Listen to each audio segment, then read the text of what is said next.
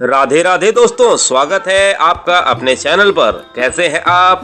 आशा करता हूं कि आप सभी स्वस्थ होंगे, मस्त होंगे और अपने अपने कामों में व्यस्त होंगे। तो दोस्तों चलते हैं आज की नई जानकारी की तरफ। अर्जुन के रथ पर हनुमान जी कैसे हुए विराजमान? महाभारत की यह किस्सा नहीं जानते होंगे आप। महाभारत के युद्ध में अर्जुन के रथ पर हनुमान जी ध्वज लेकर बैठे थे, यह तो आपको पता ही होगा। लेकिन क्या आप जानते हैं कि राम जी के लिए कमान संभालने वाले हनुमान जी महाभारत के युद्ध में अर्जुन के रथ पर कैसे विराजमान हुए? जानते हैं इसके पीछे की कथा के बारे में। अर्जुन के रथ पर कैसे हुए विराजमान हनुमान जी?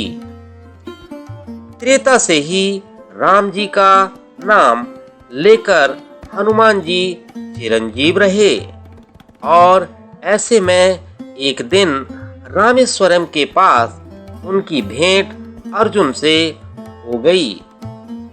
अर्जुन को अपने धनुर्धारी होने पर बड़ा घमंड था।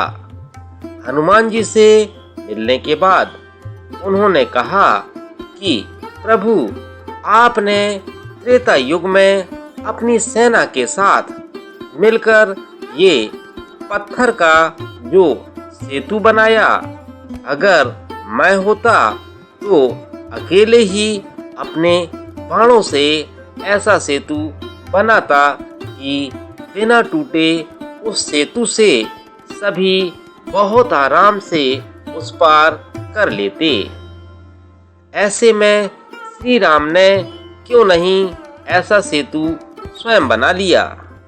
जब अर्जुन पर झलका अहंकार, हनुमान जी ने अर्जुन की पूरी बात सुनी और विनम्रता पूर्वक कहा कि जिस स्थान पर आप अभी खड़े हैं, यहाँ बाणों से सेतु बनाना असंभव है। ऐसा सेतु मेरी सेना का वजन क्या, मेरा ही वजन नहीं संभाल पाती। इस पर अर्जुन ने हनुमान जी को चुनौती दी कि अगर उन्होंने बाणों से ऐसा सेतु बना दिया जिसमें हनुमान जी 3 कदम चल पाए, तो फिर हनुमान जी को अग्नि में प्रवेश करना होगा। जी हाँ दोस्तों, जिसमें हनुमान जी 3 कदम चल पाए तो फिर हनुमान जी को अग्नि में प्रवेश करना होगा।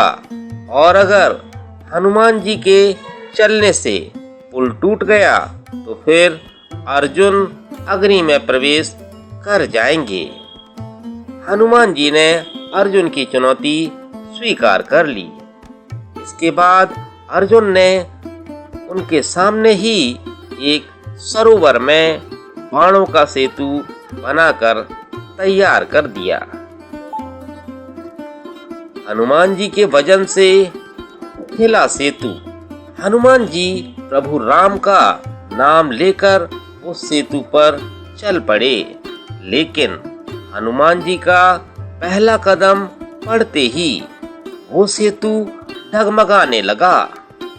दूसरे कदम में उस सेतु के टूटने की आवाजें आने लगीं और तीसरे कदम पर तो उस सरोवर का पानी रक्त जैसा लाल हो गया।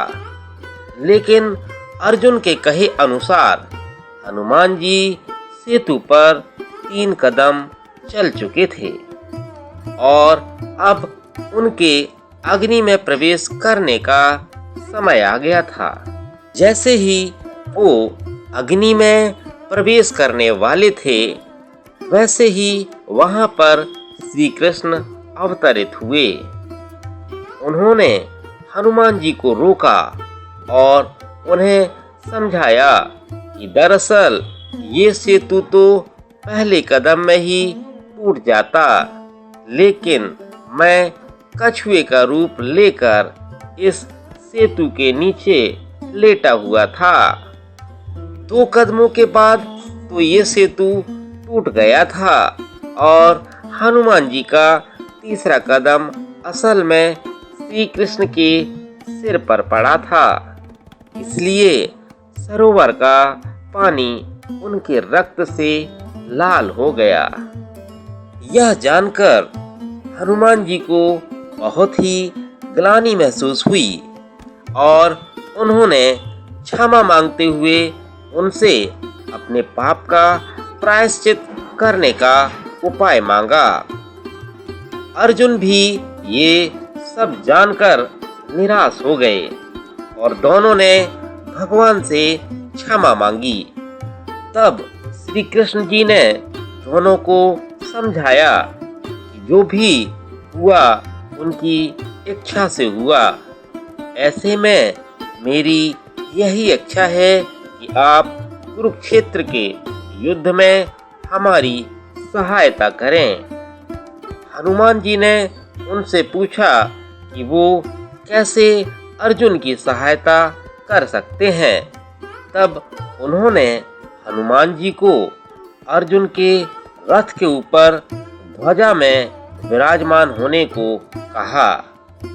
ऐसा करने से विरोधियों के बाण रथ पर लगे भी तो वो हनुमान के वजन के कारण पीछे नहीं जाएगा और अर्जुन को आगे बढ़ने से कोई नहीं रोक पाएगा। हनुमान जी ने श्री कृष्ण की बात मान ली और इस तरह से महाभारत के युद्ध के दौरान अर्जुन के रथ पर हनुमान जी ध्वज के साथ विराजमान हुए। हाँ तो दोस्तों, ये महाभारत की एक अनसुनी कहानी थी जो मैंने आपको सुनाई। तो दोस्तों, कैसी लगी जानकारी? अगर जानकारी अच्छी लगी हो तो कमेंट बॉक्स पर कमेंट करके जरूर बताइएगा। और चलता हूँ मैं, मिलता हूँ फिर कल अगली नई जानकारी के साथ। तब तक सभी को राधे राधे, बाय बाय।